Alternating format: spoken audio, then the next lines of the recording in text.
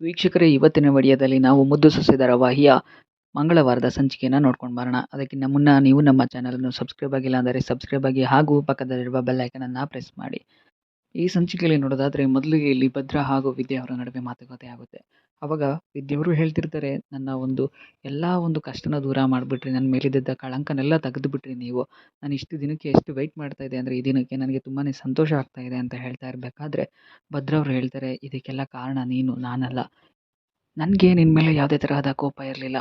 ಅಪ್ಪಯ್ಯನ ಇದು ಮಾಡೋಕ್ಕೋಸ್ಕರ ನೀನು ಪೊಲೀಸ್ ಸ್ಟೇಷನ್ಗೆ ಫೋನ್ ಮಾಡಿದ್ಯಾ ಅನ್ನೋದೊಂದೇ ಅಡ್ಡಗೋಡೆ ಆಗಿದ್ದಿದ್ದು ನಮ್ಮಿಬ್ಬರ ಮಧ್ಯೆ. ಆದರೆ ನೀನು ಯಾವಾಗ ಫೋನ್ ಮಾಡಿಲ್ಲ ಅಂತ ಗೊತ್ತಾಯಿತು, ಆ ಅಡ್ಡಗೋಡೆ ಎಲ್ಲ ಬಿದ್ದೋಗಿ ನಮ್ಮ ಪ್ರೀತಿ ಮತ್ತೆ ಶುರುವಾಯಿತು ಅಂತ ಹೇಳ್ತಾ ಇರಬೇಕಾದ್ರೆ, ಇಲ್ಲ ಗೌಡ್ರೆ, ಇದಕ್ಕೆಲ್ಲ ಕಾರಣ ನೀವು. ಯಾಕಂತ ಹೇಳಿದ್ರೆ ನೀವು ನನಗೋಸ್ಕರ ಎಷ್ಟು ಕಷ್ಟಪಟ್ಟಿದ್ದೀರಾ ಹಾಗೆ ಹೀಗೆ ಮಾತಾಡ್ತಾ ಇರಬೇಕಾದ್ರೆ ಭದ್ರಾ ಹೇಳ್ತಾರೆ, ಸರಿ ಇವತ್ತು ನಾವೇನಿದ್ದೀವಿ ಅದಕ್ಕೆ ನಾವಿಬ್ಬರೇ ಕಾರಣ ಅಂತ ಹೇಳ್ಬಿಟ್ಟು, ಹೇಗಿದ್ರು ಇವಾಗ ನಿನ್ನ ಹೊಟ್ಟೆಯಲ್ಲಿ ನಮ್ಮ ಅವ್ವ ಬರ್ತಾ ಇದ್ದಾಳೆ, ಅವಳು ನನ್ನ ಮಗಳಾಗಿ ಬಂದಮೇಲೆ ನಮ್ಮ ಮನೇಲಿ ತುಂಬ ಸಂತೋಷದ ದಿನಗಳೇ ಇರುತ್ತೆ, ಇವಾಗಲೂ ಸಂತೋಷ ದಿನವೇ ಇರುತ್ತೆ ಅಂತ ಹೇಳಿ ಇಬ್ಬರೂ ಸಹ ತುಂಬಾ ಖುಷಿಯಿಂದ ಇರ್ತಾರೆ.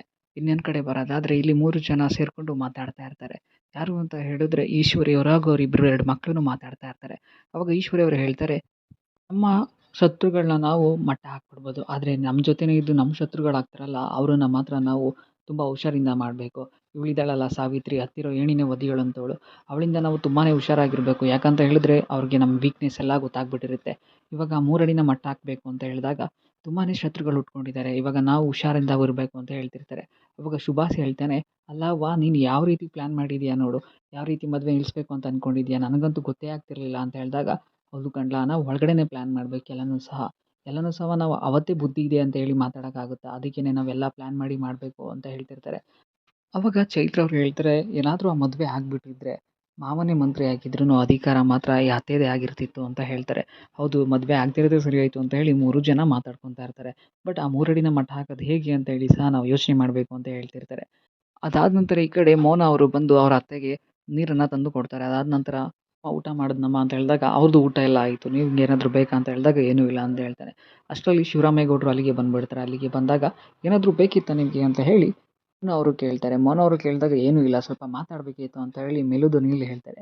ಅವಾಗ ಅವ್ರು ಹೇಳ್ತಾರೆ, ಏನು ಮಾತಾಡಬೇಕು ಅಂತ ಹೇಳಿದಾಗ ಅವ್ರ ತಾಯಿನೂ ಸಹ ಎದ್ದು ನಿಂತ್ಕೋತಾರೆ. ಅವಾಗ ಹೇಳ್ತಾರೆ, ನಾನು ಚಿಕ್ಕ ವಯಸ್ಸಿಂದನೂ ಹಿರೀಕರನ್ನ ಮಾತನ್ನ ಕೇಳ್ಕೊಂಡು ಬಂದಿದ್ದೀನಿ, ಆದರೆ ಈ ಒಂದು ವಿಷಯದಲ್ಲಿ ನಾನೇ ದುಡುಕಿ ನಿರ್ಧಾರ ತಗೊಬಿಟ್ಟೆ. ಈ ವಿಷಯದಲ್ಲಿ ನೀನು ಮಾತನ್ನ ಕೇಳಬೇಕಿತ್ತು.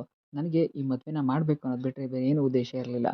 ಆ ಪೊಲೀಸ್ಗೆ ವಿದ್ಯಾ ಫೋನ್ ಮಾಡಿರೋದು ಅಂತ ಬಿಟ್ಟು ಇನ್ನೇನು ಕೋಪನೇ ನನಗಿಲ್ಲ ಅಂತ ಹೇಳ್ತಿರ್ಬೇಕಾದ್ರೆ ಅವ್ರು ಹೇಳ್ತಾರೆ, ಹೌದು ಕಣಲ, ನನಗೂ ಸಹ ಏನೂ ಇಲ್ಲ, ನೀನು ಆರಾಮಾಗಿರು ಅಂತ ಹೇಳ್ತಿರ್ಬೇಕಾದ್ರೆ ನಾನು ತುಂಬಾ ದೊಡ್ಡ ತಪ್ಪು ಮಾಡಿಬಿಟ್ಟೆ, ನಿಮ್ಮಂಥ ಹಿರೀಕರ ಮಾತನ್ನ ನಾನು ಕೇಳಬೇಕಿತ್ತು ಈ ವಿಷಯದಲ್ಲಿ ಅಂತ ಹೇಳ್ತಿರ್ಬೇಕಾದ್ರೆ ಅವ್ರು ಹೇಳ್ತಾರೆ, ನನಗೆ ನಿನ್ನ ಮೇಲೆ ಯಾವುದೇ ಕೋಪ ಇಲ್ಲ ಶಿವರಾಮ, ನನಗೆ ಒಂದೇ ಒಂದು ಇವಾಗ್ಲೂ ಬೇಜಾರಾಗ್ತಿರೋದೇನು ಅಂತ ಹೇಳಿದ್ರೆ, ನಾನು ಸತ್ತ ಮೇಲೂ ಸಹ ನೀನು ನನ್ನ ಕಾರ್ಯನ ಮಾಡಲ್ಲ ಅಂತ ಅವತ್ತು ಹೇಳಿಬಿಟ್ಟಲ್ಲ, ಅದಂತೂ ನನಗೆ ತುಂಬಾ ನೋವಾಗ್ಬಿಟ್ಟೆ, ಅವತ್ತು ತುಂಬಾ ಕುಗ್ಗೋಗ್ಬಿಟ್ಟೆ ನಾನು ಅಂತ ಹೇಳ್ತಿರ್ಬೇಕಾದ್ರೆ ಅವರು ತುಂಬಾ ಎತ್ಬಿಟ್ಟು, ನಾನು ದಯವಿಟ್ಟು ಕ್ಷಮಿಸ್ಬಿಡವ, ನನ್ನ ಮಾತಿಂದ ಇನ್ನು ಯಾವತ್ತೂ ಬರಲ್ಲ ಆ ಥರ ಅಂತ ಹೇಳ್ತಿರ್ತಾರೆ.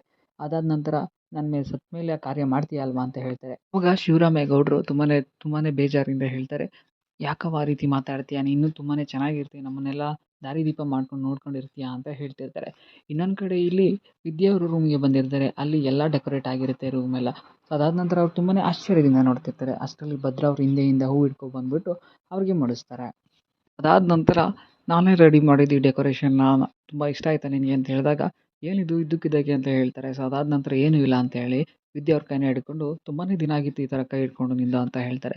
ಅದಾದ ನಂತರ ನನಗೆ ತುಂಬಾ ನಾಚಿಕೆ ಆಗ್ತಾ ಇದೆ ಗೌಡ್ರೆ ಅಂತ ಹೇಳಿದಾಗ, ನಾನು ನಿನ್ನ ಹಸ್ಬೆಂಡು, ನೀನು ಈ ನಾಚಿಕೆ ಎಲ್ಲ ಊರಿಂದ ಆಚಿಕೆ ಅಂತ ಹೇಳ್ಬಿಟ್ಟು ಅವ್ರು ಹಾಗೆ ಮಾತಾಡ್ತಾ ಇರಬೇಕಾದ್ರೆ ಫೋನು ರಿಂಗ್ ಆಗುತ್ತೆ. ಈ ಟೈಮಲ್ಲಿ ಯಾರು ಫೋನ್ ಮಾಡಿರೋದು ಅಂತ ಹೇಳಿದಾಗ ಅವ್ರು ಹೇಳ್ತಾರೆ, ನನ್ನ ಫೋನೆಲ್ಲ ರಿಂಗ್ ಆಗ್ತಿರೋದು, ನಿಮ್ಮ ಫೋನು ನೋಡಿ ಅಂತ ಹೇಳಿದಾಗ, ಆ ಕ್ವಾಟ್ಲೆ ಏನಾದರೂ ಫೋನ್ ಮಾಡಬೇಕು ಇವಾಗ, ನಾನು ಅವ್ನಿಗೆ ಉಗಿದು ಉಪ್ಪು ಖಾರ ಹಾಕ್ಬಿಡ್ತೀನಿ ಅಂತ ಹೇಳ್ಬಿಟ್ಟು ಫೋನ್ನ ನೋಡಿದಾಗ ಆ ಅಮ್ಮಮ್ಮನ ನಂಬರ್ ಬಂದಿರುತ್ತೆ. ಅವಾಗ ಈ ಕಾಗೆ ಮುದುಕಿ ಮಲ್ಕೊಳ್ದೆ ಏನು ಮಾಡ್ತಾ ಇದ್ದಾಳೆ, ಇಷ್ಟೊತ್ತಲ್ಲಿ ನನಗೆ ಫೋನ್ ಮಾಡ್ತಾ ಇದ್ದಾಳೆ ಅಂತೇಳಿ ರಿಸೀವ್ ಮಾಡಿ ಮಾತಾಡಿದಾಗ, ಇಷ್ಟೊತ್ತಲ್ಲಿ ಏನಕ್ಕೆ ಫೋನ್ ಮಾಡಿದ್ದೀಯಾ ಅಂತ ಹೇಳ್ತಾ ಇರಬೇಕಾದ್ರೆ, ಎಲ್ಲಿದ್ದೀಯಾ, ಏನು ಮಾಡ್ತಾ ಇದೀಯ ಅಂತ ಹೇಳಿದಾಗ, ನಾನು ಬಂದೆ ರೂಮಿಗೆ ಮಲ್ಕೊಳ್ಳೋಕ್ಕೆ ಅಂತ ಹೇಳಿ.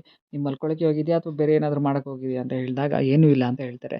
ನೀವು ಮಲ್ಗೆ ಹೂ ತಗೊಂಡು ಹೋಗೋಗ್ಲೇ ಗೊತ್ತಾಯಿತು ನನಗೆ, ಸರಿನಾ? ಹಾಗಾಗಿ ನಿನ್ನ ಹೆಂಡತಿ ಬಸುರಿಯಾಗಿರೋದ್ರಿಂದ ನೀವಿಬ್ಬರು ಸೇರಬಾರ್ದು ಕಣ್ಲ, ಗಂಡ ಹೆಂಡತಿ ಆರಾಮಾಗಿ ಇರಬೇಕು, ಆರಾಮಾಗಿ ಅವಳನ್ನ ನೀನು ನೋಡ್ಕೋಬೇಕು ಹೂವಿನ ಥರ ಅಂತ ಹೇಳ್ತಿರ್ಬೇಕಾದ್ರೆ, ಸರಿ ಆಯಿತು ಅಂತ ಹೇಳಿ ಫೋನನ್ನು ಕಟ್ ಮಾಡ್ತಾರೆ.